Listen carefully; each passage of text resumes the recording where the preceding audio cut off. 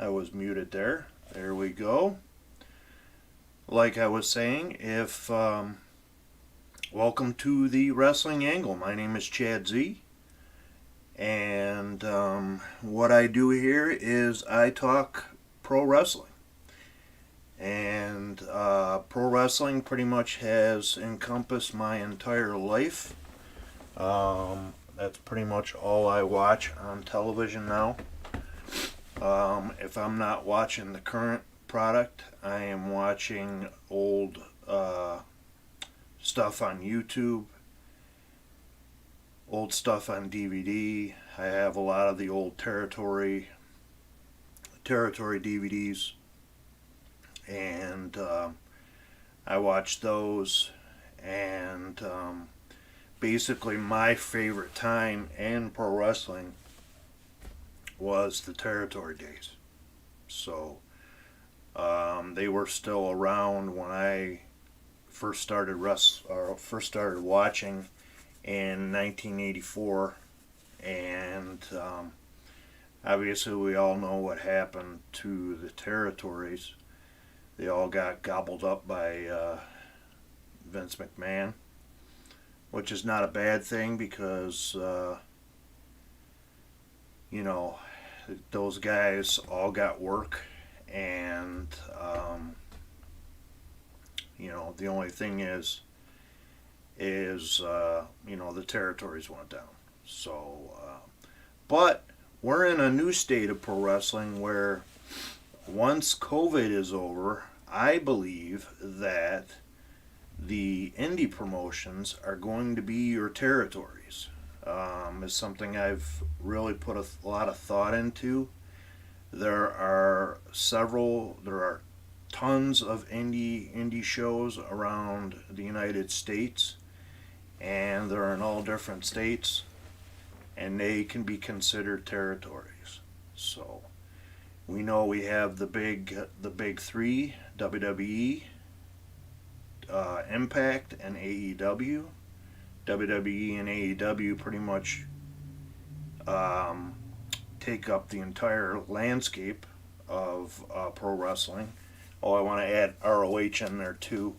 So there's four big companies, but the indies are where guys hone their craft, and a lot of these guys that we see on television and girls had to come from somewhere, and they came from the indies. So, shout out to the indie promoters that are out there doing what they do and putting on tremendous shows. Now, how can you see those shows? Well, there's several ways. You can see them on High Spots Network. You can see them on IWTV. You can see IWTV is probably the best way to see that. I was watching The Closed Fist last night, hosted by Big Sean and Papa Russ, and Papa Russ highly recommended going to IWTV and watching these indie shows. So the talent's got to come from somewhere, guys. So by supporting indie wrestling, your local indie show, either by subscribing to their network or going to the shows once they start having shows again. I know for a fact, or I know myself, with the local promotion here in Western New York, ESW, they haven't started running shows yet. So the restrictions are a little bit more tight up here in New York when it comes to COVID. So, but I've been having a great time going back and reviewing some of the old matches from ESW, and some of the matches that I've never seen. So, so that's been good. So, I took a little bit of time off this week. My last show was on Sunday.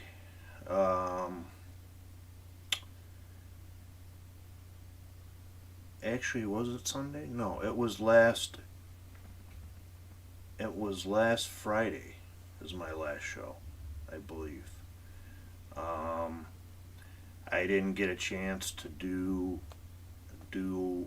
any shows this week due to some circumstances involving my kids and some other things I've had to do. So I am home alone today by myself, and I decided to do a show today, and we are here to talk about AEW Dynamite, and I want to talk about the pay-per-view coming up this Sunday.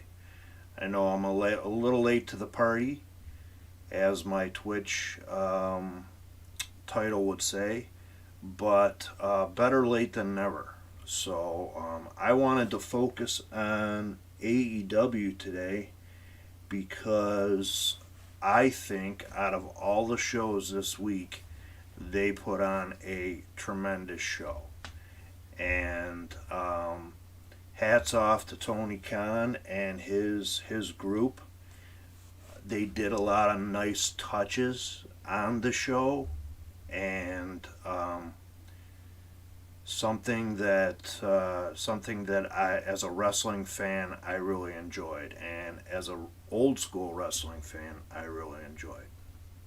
So, before I start with that, I want to say that Wednesday we lost a staple that was in the wrestling business, and that's Jim Crockett Jr. He was in charge of the NWA down in the Carolinas. He was the first guy to take on Vince McMahon. Back in the day, it was WWF and NWA, Jim Crockett Promotions. And he just passed away this past Wednesday. It's being reported that he passed away from COVID, which is very unfortunate. I cannot say enough of what the NWA meant and still means to me, because they put out some of the greatest matches I have ever seen in my lifetime. So, and because wrestling means so much to me, and as I've said before, basically encompasses my whole life, those matches I'm able to go back and watch on the WWE Network, and then also I've got my DVDs that I can watch too. So he wasn't alone. Obviously, he didn't do it all by himself. He ran the company, but his star booker was Dusty Rhodes, the late great Dusty Rhodes, and AEW paid tribute to the Crockett's and the old school days. So I want to send out my condolences to the Crockett family. I don't know them personally. I feel like I know them personally just by watching them on the TV. But my heart goes out to that family, because if they didn't produce NWA, I wouldn't have had any alternative wrestling than WWF. So, back in the day, WWF was known as the cartoonish, and NWA was known as the wrestling, and they were putting on good matches. WWF was putting on good matches too, but it was a different style of wrestling, and Jim Crockett Jr. had Dusty Rhodes writing the stories, and Dusty did a tremendous job booking that territory. Although he gets accused of booking himself to be over, but there's a lot of things that wouldn't have happened. The Four Horsemen being one of them, wouldn't have happened if Jim Crockett hadn't given those guys a stage to perform on, and there would be no Four Horsemen. And the Horsemen are my favorite group in wrestling, even to this day.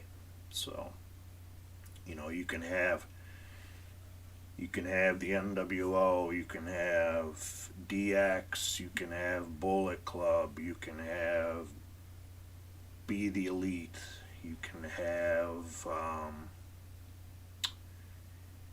the Fabulous Freebirds from back in the day, the Von Erichs, but you know what? The one thing that stood above the rest was this, the symbol of excellence. So, and this sign was shown on AEW television by the man that basically invented the Four Horsemen, and that's Arn Anderson. So, hats off to AEW Dynamite. I give them a clap for showing respect to the Crockett family, and whether they knew at the time Jim Crockett had passed away, I don't know, but they did a tremendous job showing respect to that family. So I just wanted to get that out of the way, and let's talk about Dynamite. What a great show Dynamite was on Wednesday. I mean, I watched it and I was glued to the television because let's talk about it. We had Shaq, we had Jade Cardell, we had Tully Blanchard stepping into the ring in his first televised match in 32 years, guys. 32 years. That's crazy. You know, we had the Young Bucks. We had the press conference with MJF and Chris Jericho. I mean, everything flowed very nicely on this show, and it really kept me glued to the television. So the first match that we got was Shaq and Jade Cargill versus Cody Rhodes and Red Velvet.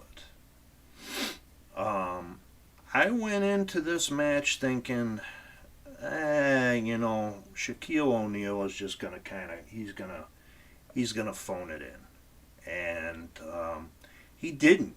I mean, this guy, I knew he was an athlete. He's probably one of my favorite basketball players of all time, next to Michael Jordan and Kobe Bryant. I love Shaq. He does not care what he says. Anybody that's seen him get in his arguments with Charles Barkley on their pre-show for the NBA, I mean, it's gold. You know, those two guys have a chemistry. Whether it's real or not, I have no idea, but they really do go back and forth, and it's pretty funny. It adds a little bit of comedy to the show. So this match really surprised me, and you can tell that the match was made to shine Jade Cargill and Red Velvet. I mean, Jade is an athlete, you can tell. There was a couple things done during the match that I didn't really like. You know, the cover that she did on Red Velvet at the end was a little bit a little bit too much, especially for somebody that is just getting into the wrestling business, and this is her first match. I guess if I were to book it, I wouldn't have booked it that way. But both of these ladies came out looking like stars. Red Velvet is going to be, whether it be NWA Women's Champion or AEW Women's Champion, somewhere down the line, but this girl is a star. She's got everything. She can talk, she can work in the ring, she tells good stories. Jade Cargill had a good match too. You know, I mean, like I said, you can tell that this girl's an athlete. She's really put in the work. Both girls have trained at the Nightmare Factory with Dustin Rhodes and QT Marshall and the other trainers down there. So they really put on a phenomenal match. And the fact that Cody did that flying cross body and put Shaq through those tables was tremendous. I mean, those tables exploded when Shaq hit them. And I give the big man credit because, WWE teased the fact that he was going to have a match with the Big Show. Finally steps into the ring. It's a mixed tag team match, and he takes a table bump. And the slaps that him and Cody were throwing on each other, Cody looked like he owed him money. But, so Shaq and Jade Cargill ended up winning that match, but to be perfectly honest with you, both ladies came out looking like stars, and that right there is the future of the AEW women's division. And matter of fact, I'll even go as far to say it's the future of AEW. So right now AEW has a tremendous thing going with their women's division, and we'll get into that a little bit later on. But this was a great match. It exceeded my expectations, and I put out on my Facebook page, I give mad props to Shaquille O'Neal for going through those tables, because I cannot get the picture out of my head. I mean, the tables totally exploded when he hit them. And so it was a good match. It was a good match to start off the show. They did do something a little kind of goofy, and when they ended up getting Shaq on the got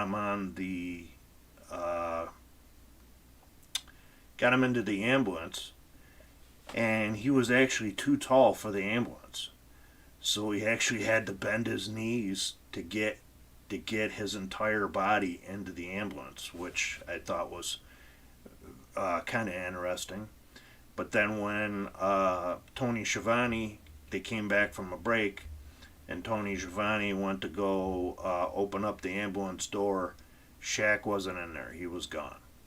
So the joke last night on Closed Fist was that he did a little Shaq foo, and he disappeared. So, but all in all, a very good match. Everybody came out looking good in this match. Props to Cody Rhodes for putting himself out there to be in a match with Shaquille O'Neal. And you can tell that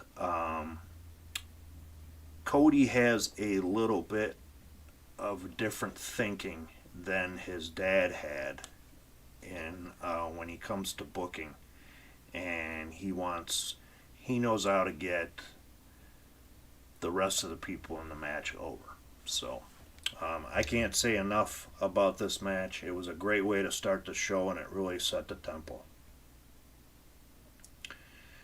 Next up, we had Pac and Ray Phoenix. They went up against John Schuyler and D3. Nothing much to say here other than Pac and Ray Phoenix looked really, really good.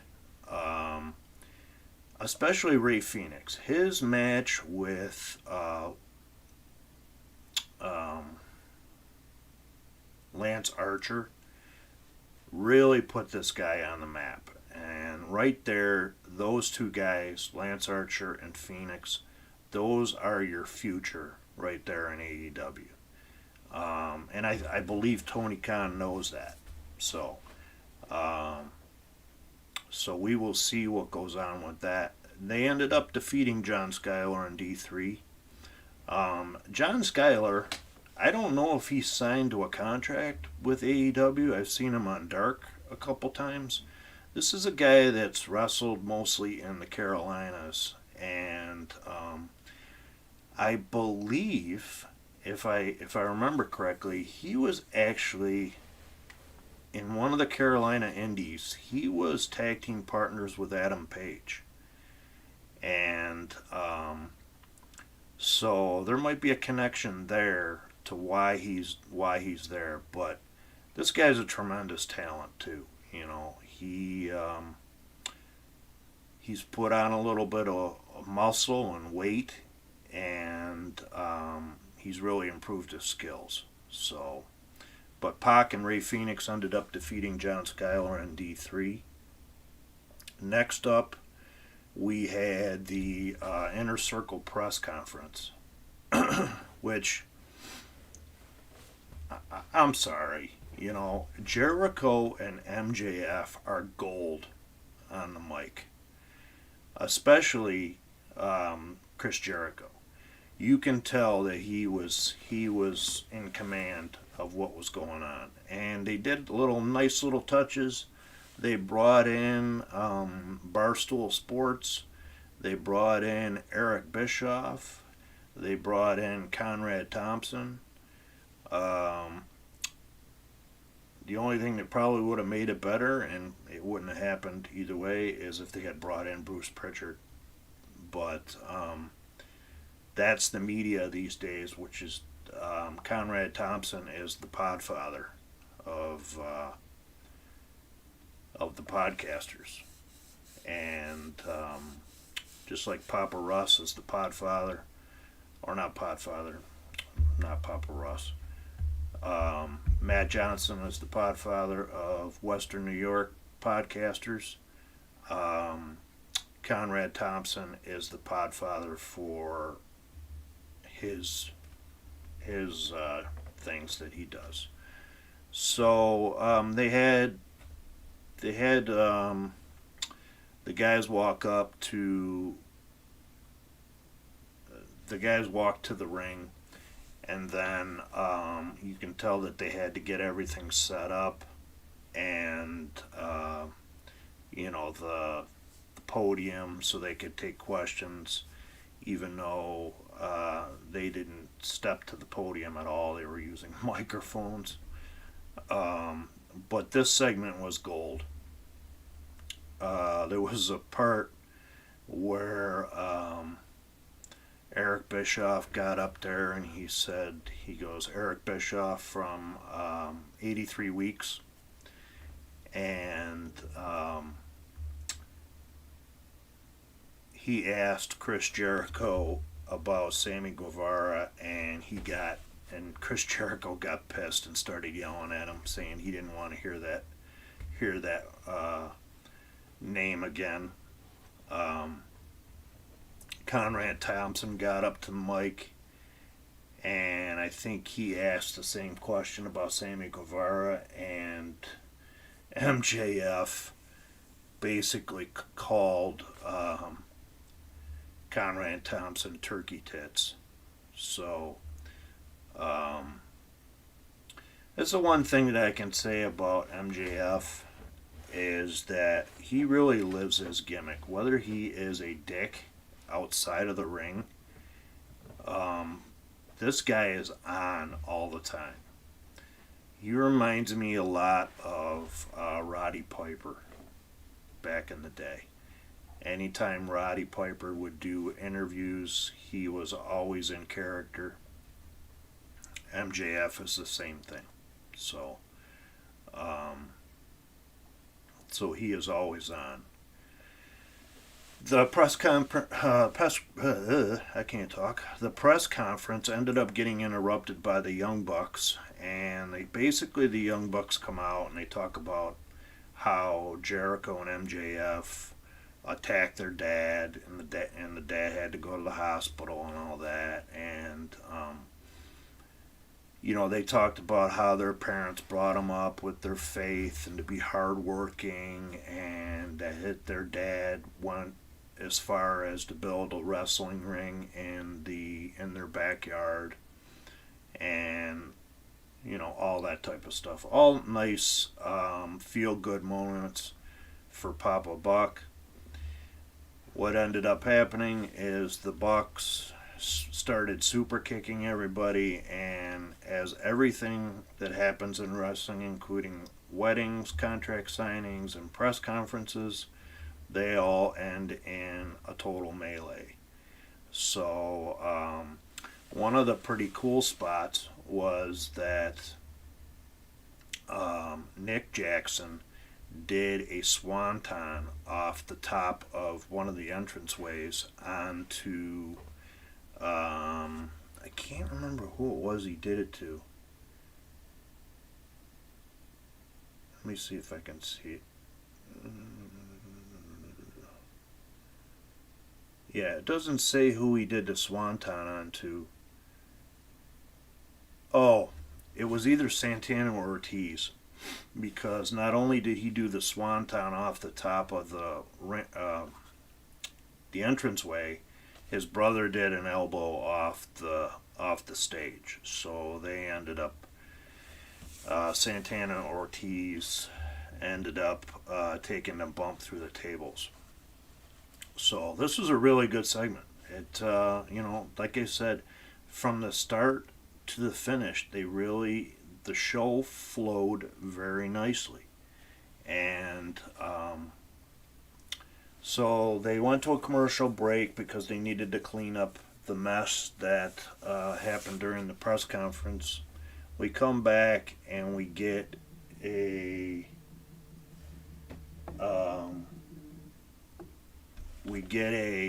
video package of Kenny Omega versus Jon Moxley. And they're talking about their exploding barbed wire death match. And this is where I'm going to say that AEW you can tell that Tony Khan is a fan of professional wrestling. Whether it be old school wrestling, new stuff, death match stuff or whatever, but they got a video of Onita, who is the master of these type of matches, and he explained that he is really looking forward to the fact that Kenny Omega and Jon Moxley are bringing this match to the United States, because it's been mainly done in Japan. On a side note, these death matches, the death matches where the guys go through the light tubes and all that stuff, I don't like that stuff. I'm not a big fan of it. I know there's diehard fans of that stuff out there, and that's great. If you like that stuff, I'm not bad mouthing it. I just have never gotten into it. Do these guys take sick bumps through the light tubes? Absolutely.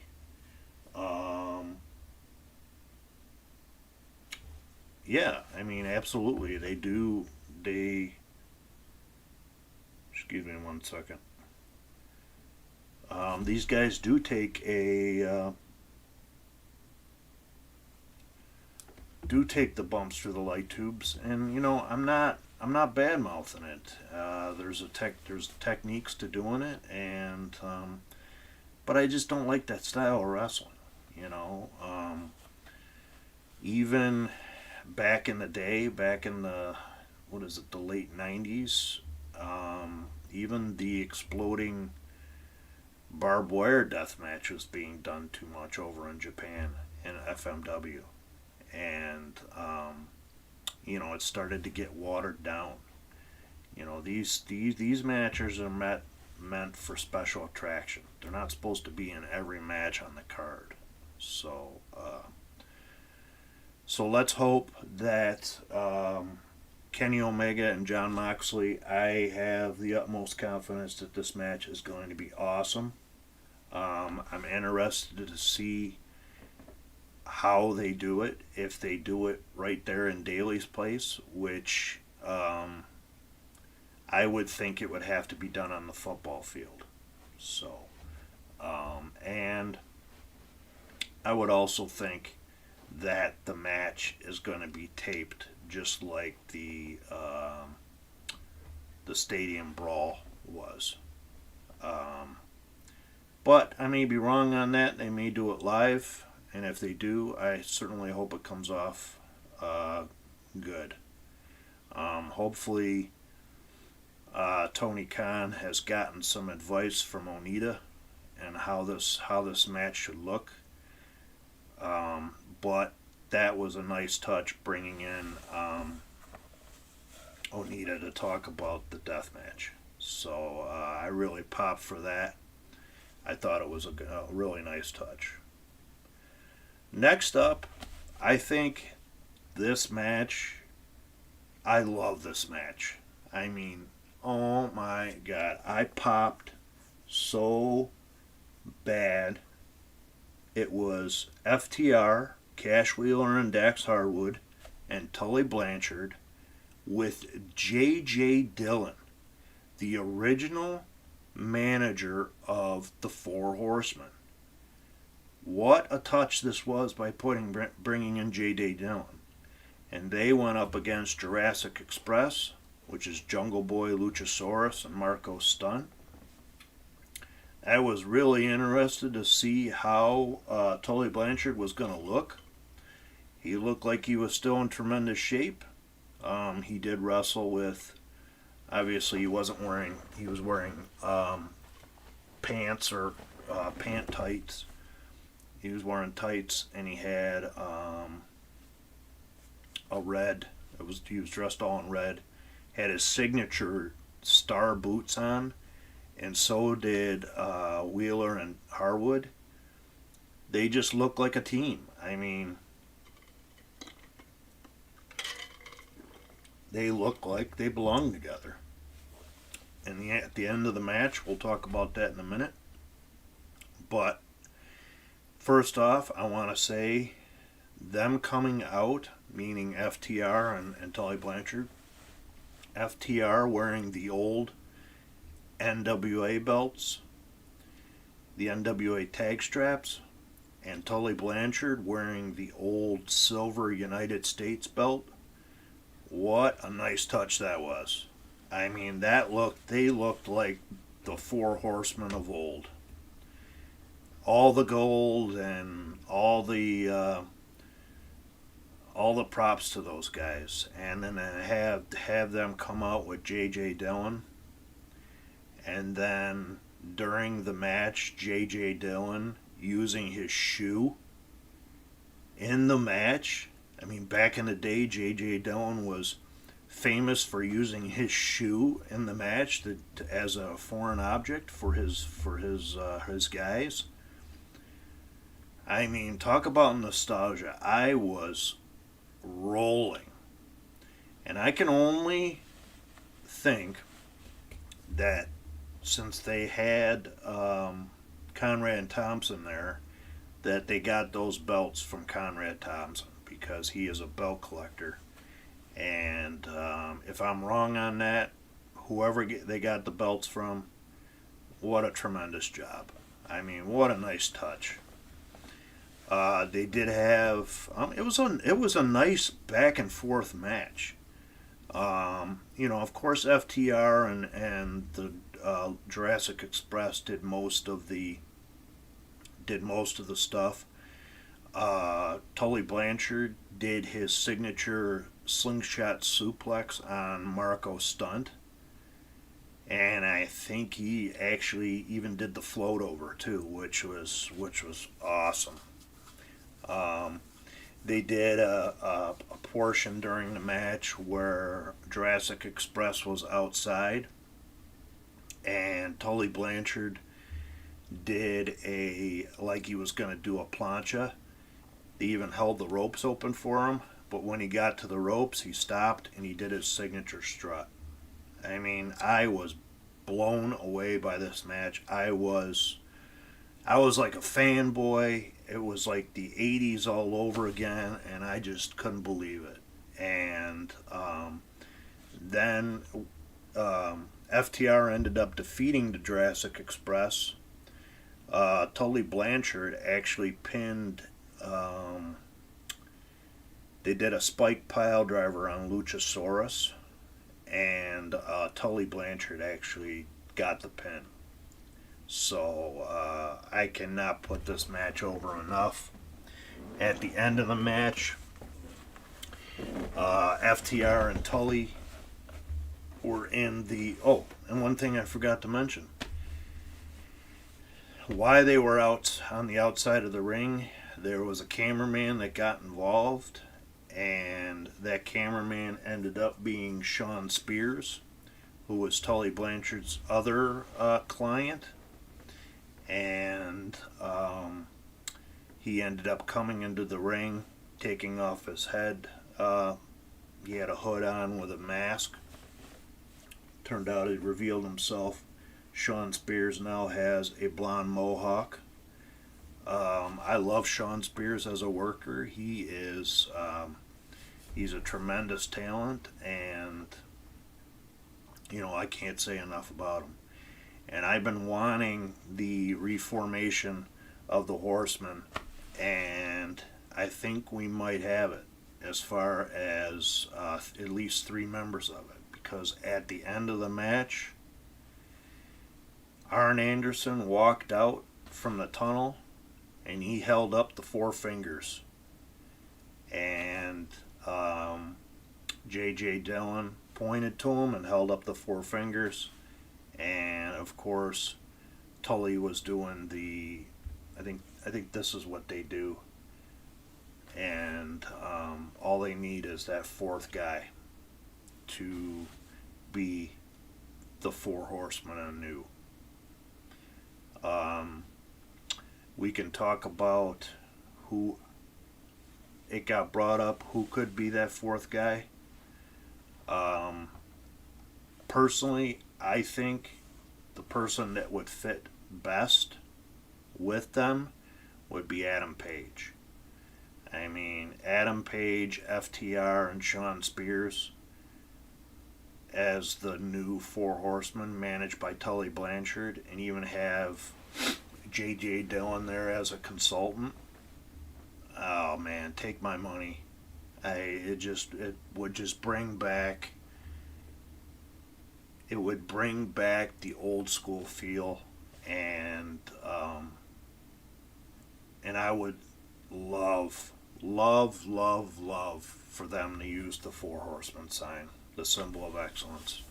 Which just... I cannot put this match over enough, and it really was the match of the night, I think. Then, as the heels were walking to the back, funny little segment. Tony Schiavone was coming out to interview someone, and Tully Blanchard says, or not Tully Blanchard, J.J. Dillon says to Tony Schiavone, "Foul that." And I think that's what he said. And Tony Schiavone looked at him and said, "Just so you know, you're not getting paid extra for that." So, which was a nice little funny thing. But the guy that they were ended up that Tony Schiavone was interviewing was none other than Paul White. Paul White made his debut. He is now with AEW. And he came out with a shirt on. I believe it was either black or blue. I think it was blue. And it said, "No more BS." Well, BS stands for Big Show. And whether he goes by his real name, I think he will. He should stay away from using like the Giant or coming up with some other stupid name. But he already has his own merch for AEW, which is cool.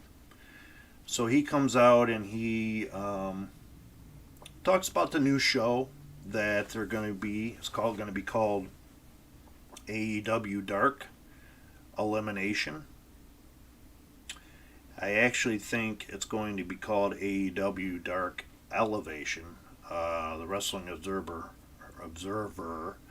says that's going to be called Elimination, but no, it's going to be called Elevation. So I think what they're going to do with this is they're going to have the guys that generally show up on AEW Dark, and they're going to use this show to elevate their talent, to get to the next level.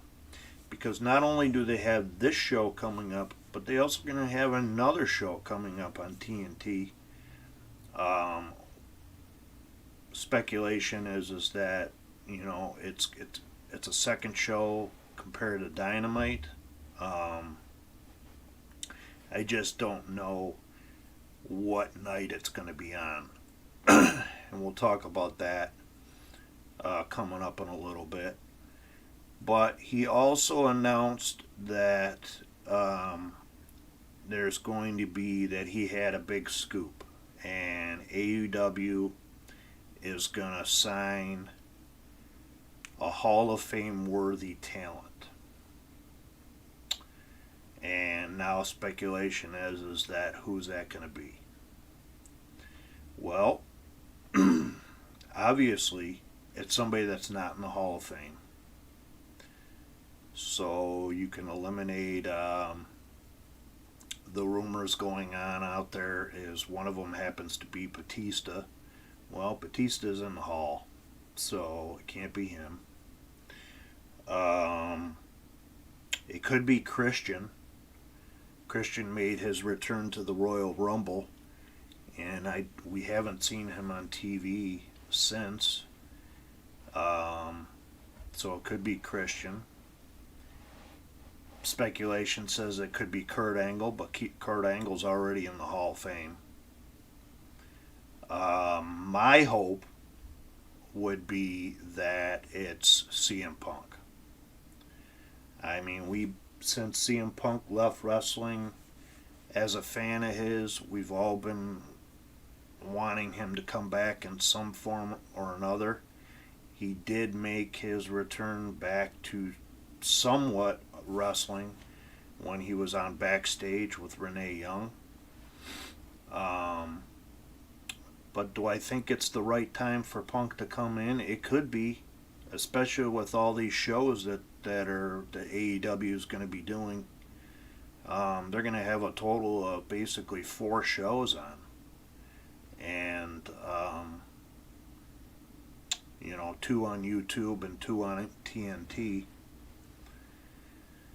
So, speculation is that, it could be one of those guys. Hey Matt, thanks for the share, buddy. I appreciate it. And thank you, Rob Williams, too. He's one of my new followers on Facebook. I appreciate that, Rob. Any traffic that I can bring to my Facebook page, the better. And if you guys are watching this on Twitch, or if you're watching it on YouTube, or if you're watching it on Facebook, please, please, please shoot me a follow. Especially if you're watching it on Twitch. Shoot me a follow on Twitch. I have a goal of being getting to 50 followers by the end of this month. Right now, I have a total of 16. We've gotten some new followers in the past couple days. Is it an unrealistic goal? Maybe. I may have to stretch it out a little bit, but you know what? I love doing this. I love sitting here talking about wrestling, whether it's one person watching or 50 people watching. It doesn't matter. I can sit here and talk wrestling all day. So that was that segment. So we got Paul White and Tony Schiavone doing an interview, and Paul White saying that they're going to be signing a Hall of Fame talent. I think he actually said that they were going to be signing two talents. So the other talent that I'm hoping comes in is Thea Trinidad, who was Selena Vega in WWE. So I would love to see her either come in as a worker, because she's a tremendous wrestler, or as a manager to come in and eventually manage Ortiz and Santana. So, but we'll see what happens on that. Next up, we got the AEW Women's Eliminator Tournament Finals. I'm just going to call, I'll try it, Ryo Mitsusami, and she went up against Nyla Rose with Vicky Guerrero. This match was good. These girls really hit each other. I mean, they were slapping the you-know-what out of each other during this match. And Rio, man, does she have a lot of energy. And she really, both of these girls really put on a good match. So Rio ended up defeating Nyla Rose. The one thing that got a little goofy at the end of the match, it was that Hikaru Shida ended up coming into the ring and presenting the trophy to Rio, and they started exchanging forearms, and Shida ended up knocking down Rio, and Rio was on her one knee, and it looked like that they were paying respects to each other. So I'm kind of interested to see how this match goes down at Revolution. My opinion is that I believe Shida is going to probably walk out with the title, because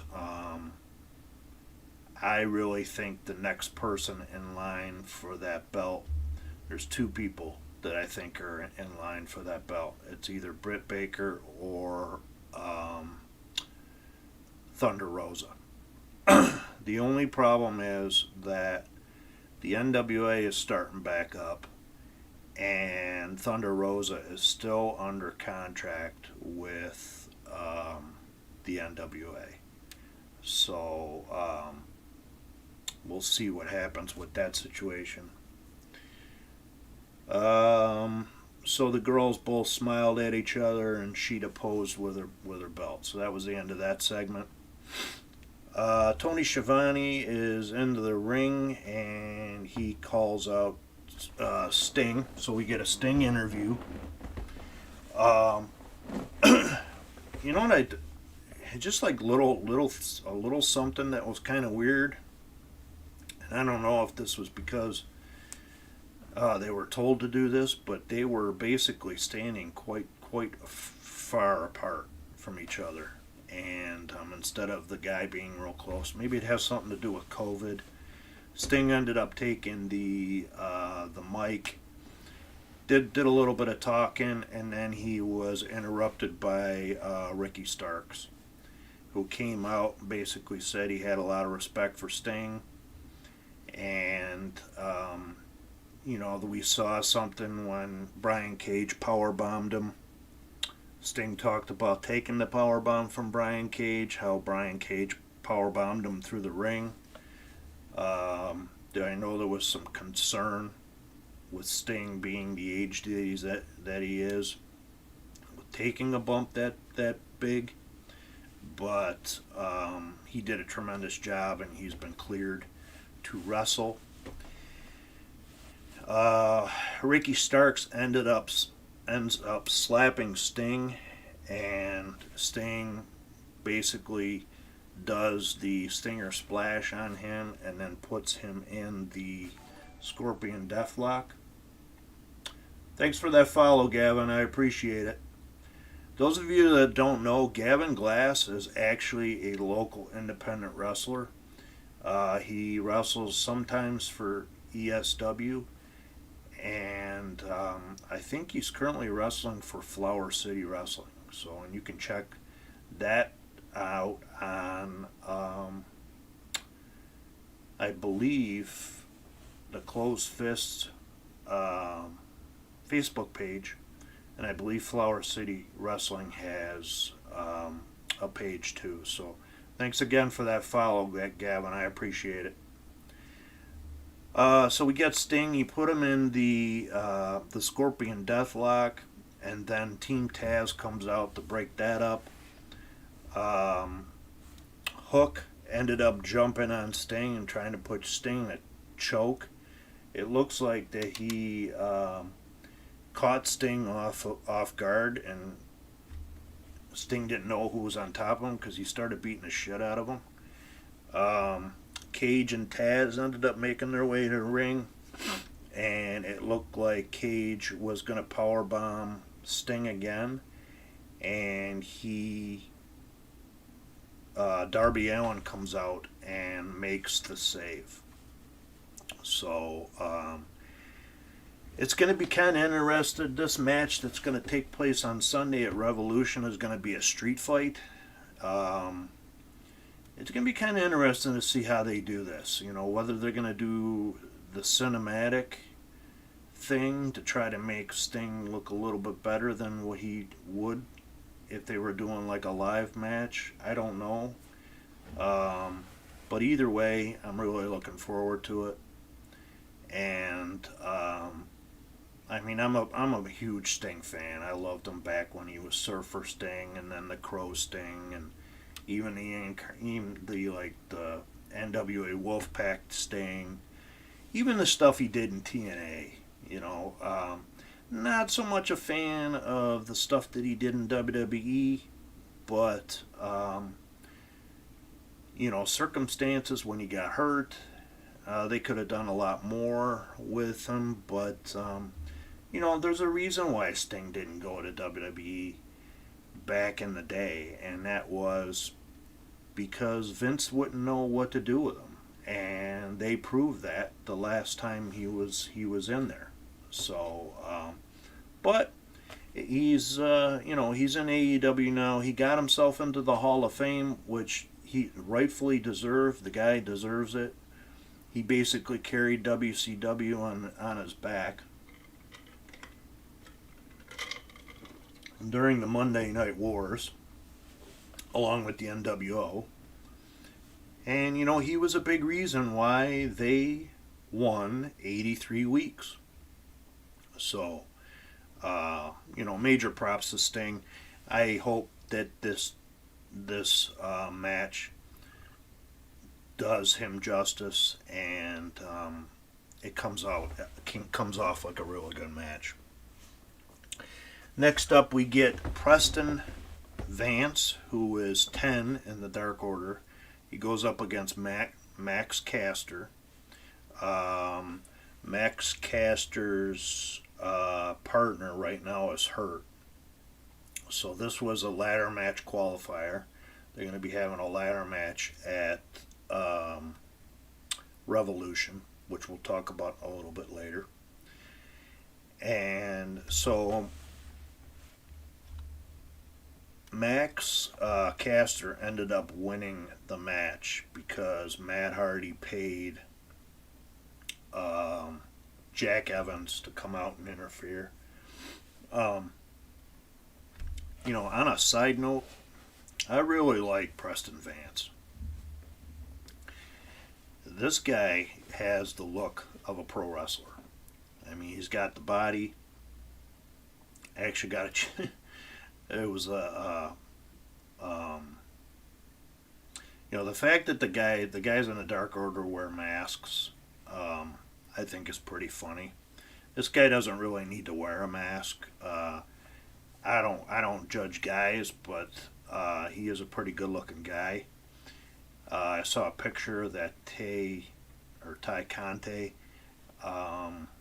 posted, and with him working out, and he's a pretty good looking guy. So, and he's a tremendous wrestler too. But that adds to the Dark Order, having him in a mask, and hopefully, somewhere down the line, I don't really want them to break up the Dark Order because they've got a lot of really, they got great chemistry together. But somewhere down the line, I'd like to see Preston Vance break away and become a single star.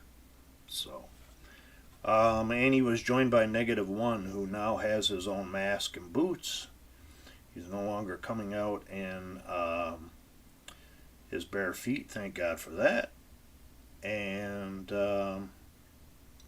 all know -1 is Brody Lee's son. It's actually Brody Lee Jr. or Brody Lee, actually. Or Brody Huber, sorry. But his real name is Brody. And so he came out and he was accompanied by -1. So Max Caster ended up winning this match, and he is now in the Revolution match, ladder match.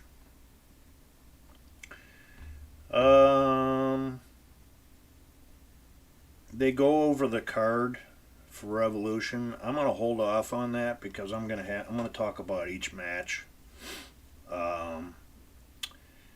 So next up we get Hangman Page and John Silver versus Matt Hardy and Mark Quinn from Private Party. This was an okay match. I mean, it was basically meant for Hangman Page and John Silver to show that they have chemistry as a tag team. It's also there to put over the match that Matt Hardy's going to have with Hangman Page. At the end of the match, Matt Hardy ended up attacking Page with the microphone. He must have hit him like 50 times with the microphone. And but I mean, it was an okay match. Not really much to say there other than Matt Hardy did attack Hangman Page, and he basically told him he's going to take all his money at the pay-per-view. And that was actually our main event.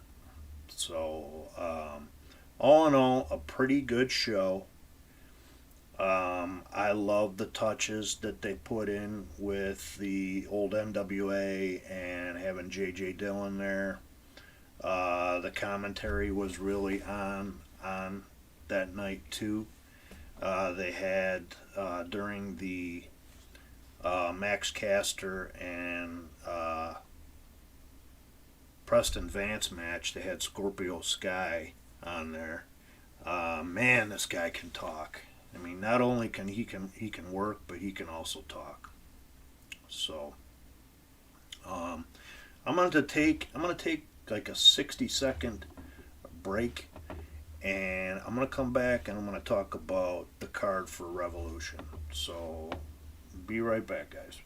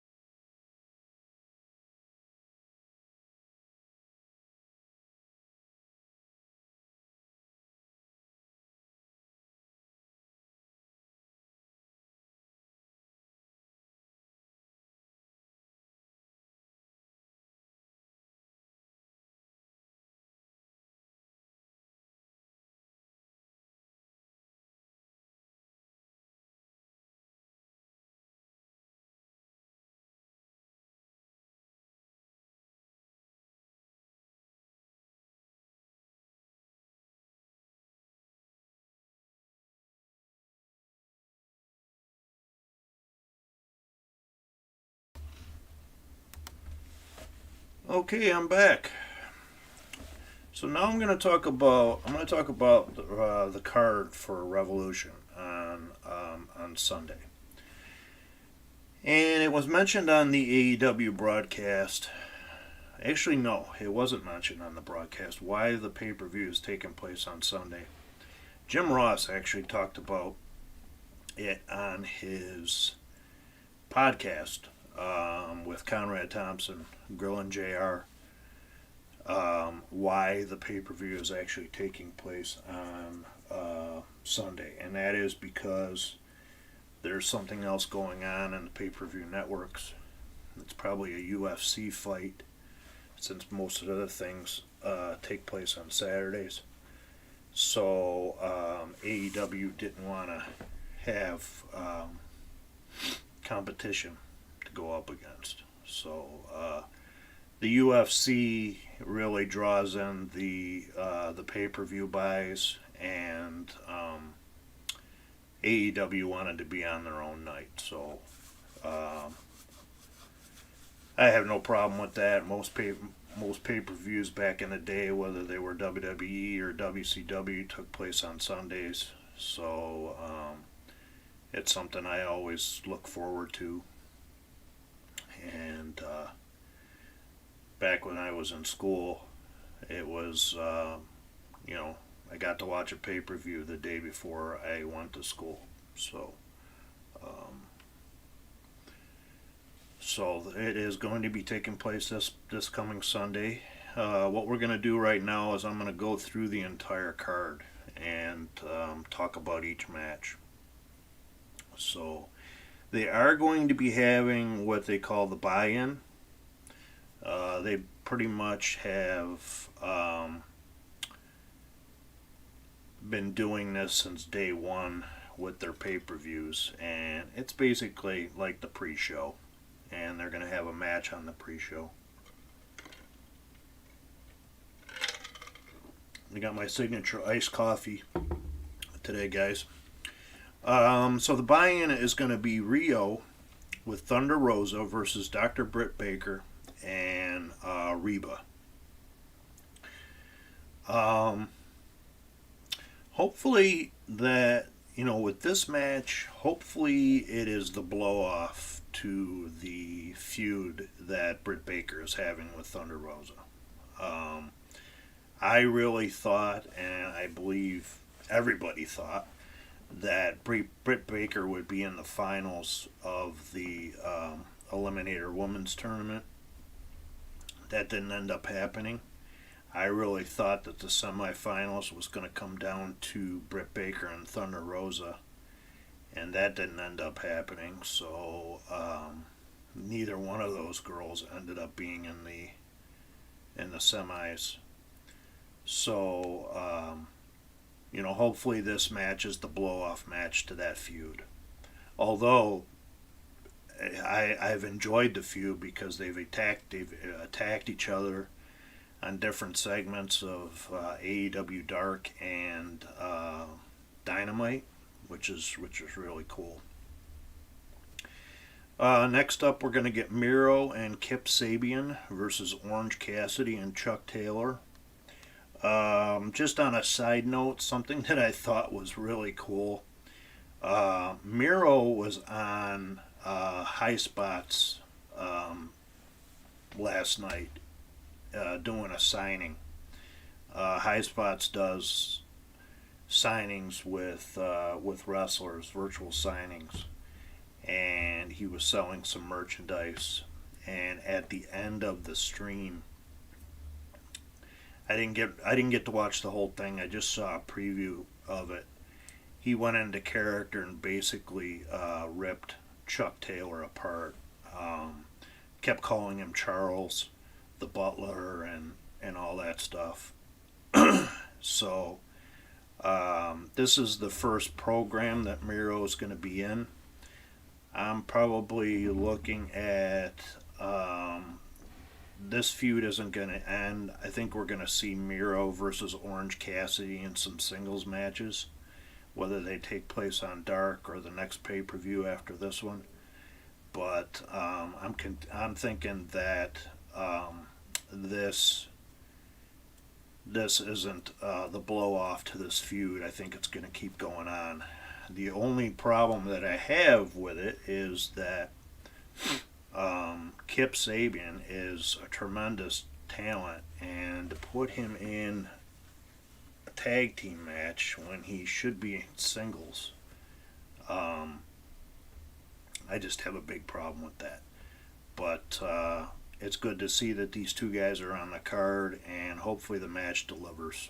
So, the Orange Cassidy character, I'll have to tell you, I didn't like it really at first.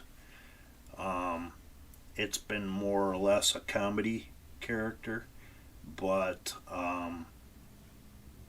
he's kind of grown on me. So he does those funny things where he puts his hands in his pockets and does the little kicks to the ankles and all that. So,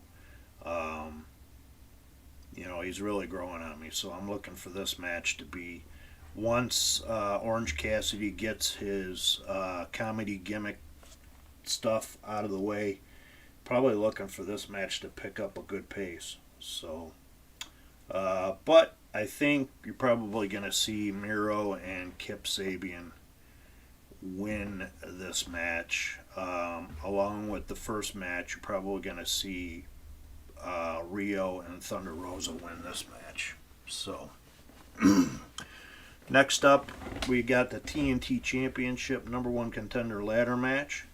You got Cody Rhodes versus Lance Archer versus Pentagon Jr. versus Scorpio Sky versus Matt Caster versus a unknown person. So I have no idea who that unknown person is. Maybe it will be the person that they sign. But I think this match is set to have Scorpio Sky come out as the winner in this match. I think this match was made for him. I know I've read some news that he's looking at a major push. And, so I think Scorpio Sky is probably going to win this match. But we're probably going to have some pretty cool ladder spots. The one thing that does concern me is Lance Archer is in this match. And anytime, even though he's a great big man, but anytime there's a big guy in a ladder match, I get nervous when they get on the ladder because when they fall off, it's just basically a car wreck. And I would hate to see Lance Archer get injured during this match because I think he has a big push coming down the road. We're going to get Paul White's major announcement regarding AEW's next signing. We already talked about that. We're going to get the AEW Women's Championship match, Hikaru Shida versus Ryo Mizusami. You're probably gonna see Shida maintain the title or retain the title, just because that there's a lot of people calling for that belt to be taken off of her because she's held it too long. I don't necessarily think that's the fact. I think you just need to build up the right person to take the belt off of. And the two people that I think should be there are Britt Baker and Thunder Rosa. So either one of those two should be the one to take the belt off of Shida. And then we also have Chris Statlander, who is set to come back. She could be a good contender for it too. So, but I think we're probably going to see Shida retain the belt on Sunday. Next up, we get the big money match: Hangman Page versus Matt Hardy. I personally hope Hangman Page wins this match because I like the Big Money Matt character.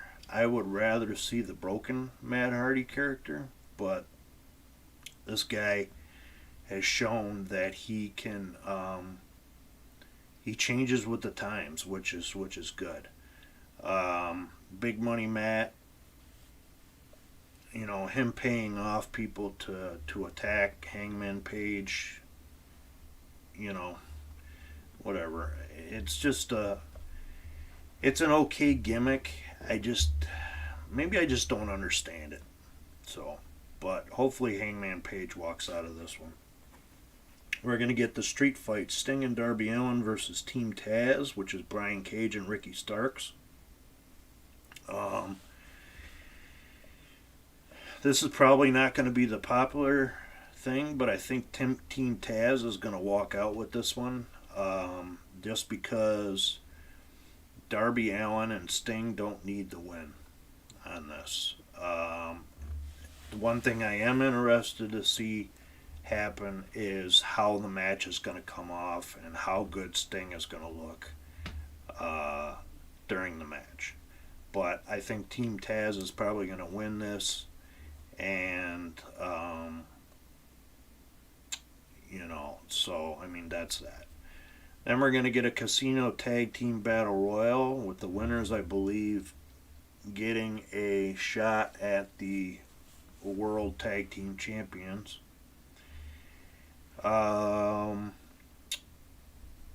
To be perfectly honest with you, I don't know who was all in this match. Obviously, it's going to be all the tag teams, but I would really like to see Santana Ortiz walk out with this one. And then that leads me into the AEW Tag Team Championship match with the Young Bucks versus Chris Jericho and MJF. I think you're going to see Chris Jericho and MJF take those belts off the Bucks, and then possibly have Santana or Ortiz feud with them for the belts. How I would book it is have Santana Ortiz win the Battle Royal, have Chris Jericho and MJF win the tag straps, then you move to Dynamite. We get a little bit of a confrontation between the two teams and saying that they're up to for a match with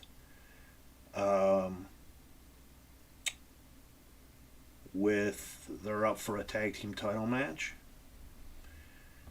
The match ends up going, the two teams end up going together, and then all of a sudden out of the crowd comes Selena Vega or Thea Trinidad, and she gets on the mic and says she's now managing Ortiz and Santana, and we get Santana and Ortiz winning the belts. That not only gets them over as baby faces. They could be baby faces, but then it also sparks a feud with MJF and Chris Jericho. I know it sounds a little quick to do it that way, but I think what they need to do is they need to split up the inner circle, because right now there's a guy out there by the name of Sammy Guevara who is just waiting to feud with one of these guys, and the fact that he's not on the Revolution card, although they could add him into the TNT Championship ladder match. He could be the one that is the unknown guy.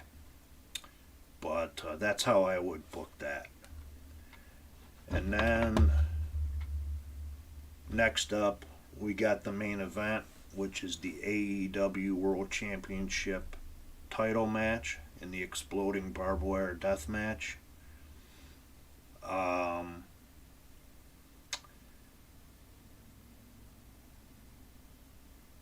I don't want Moxley to win the belt back in this type of match, just because even though he is the deathmatch guy, he's been in a lot more of them than obviously Kenny Omega.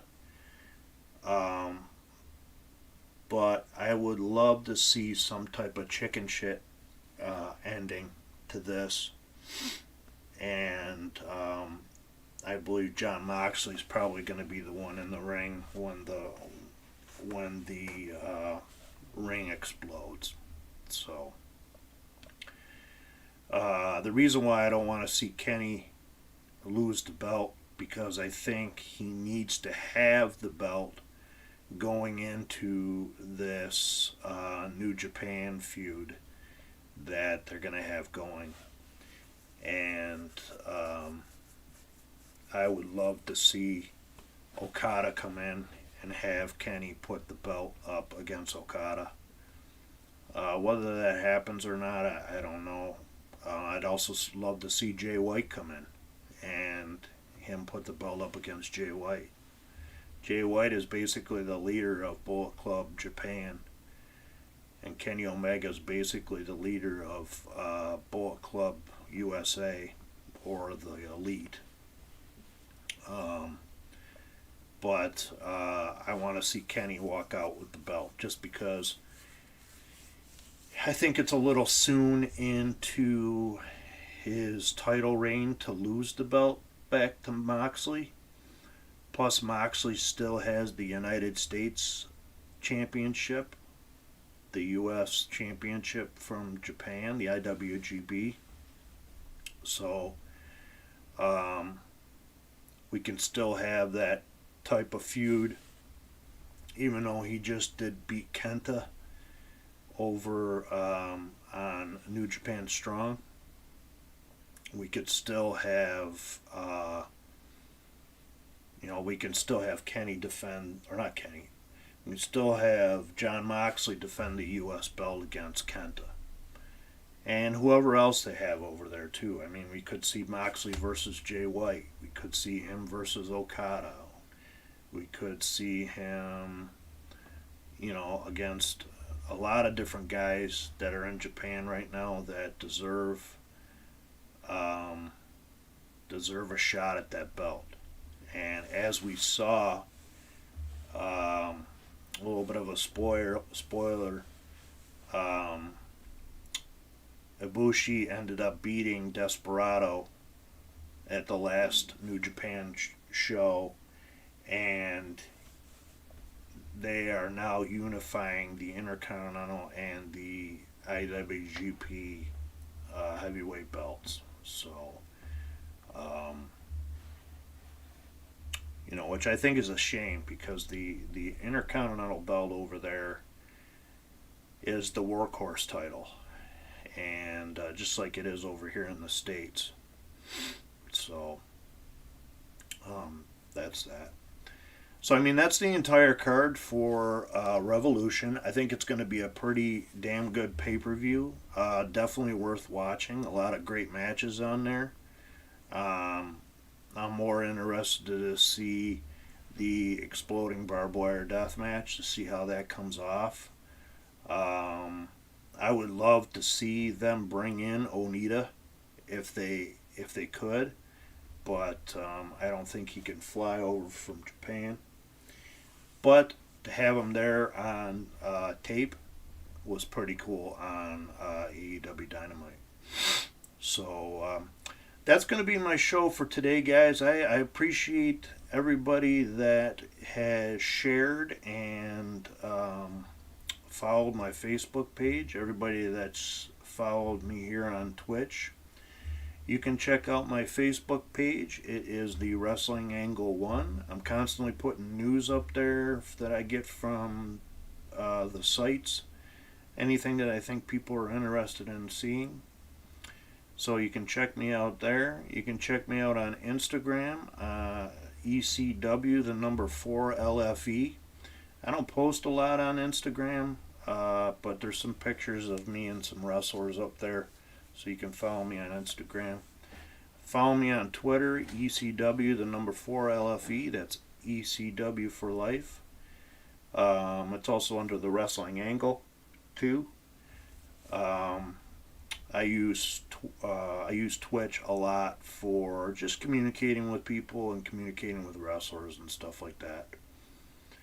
And then obviously you can check me here out on Twitch and Facebook. It's twitch.tv/thewrestlingangle1. I generally do three shows a week, covering the shows that are on TV.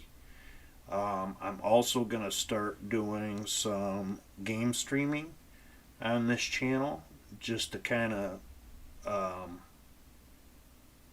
change it up a little bit. I got a game that I'm playing right now. It's called Hunter, the Call of the Wild. I've streamed it a couple times on here. I'm getting actually pretty good at the game. It's a pretty popular game on Twitch. Although I'm not a hunter in real life, I don't really like the fact that people go out and kill animals, but I have no problem killing the animals in a video game because it's not real. So, but it's pretty interesting.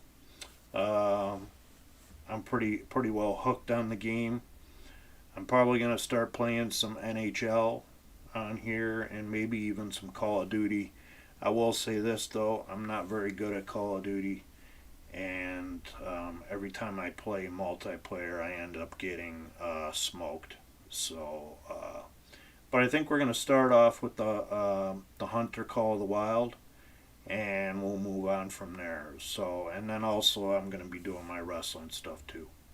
So I want to thank everybody for tuning in. I want to thank Gavin Glass, Rob Williams, for the follow and the shares today, guys. Matt Johnson for sharing the show on Facebook. I appreciate that. And I'm gonna leave a big question mark out to when my next show is gonna be. Maybe I will do a Revolution recap on Sunday, so we can look forward to that.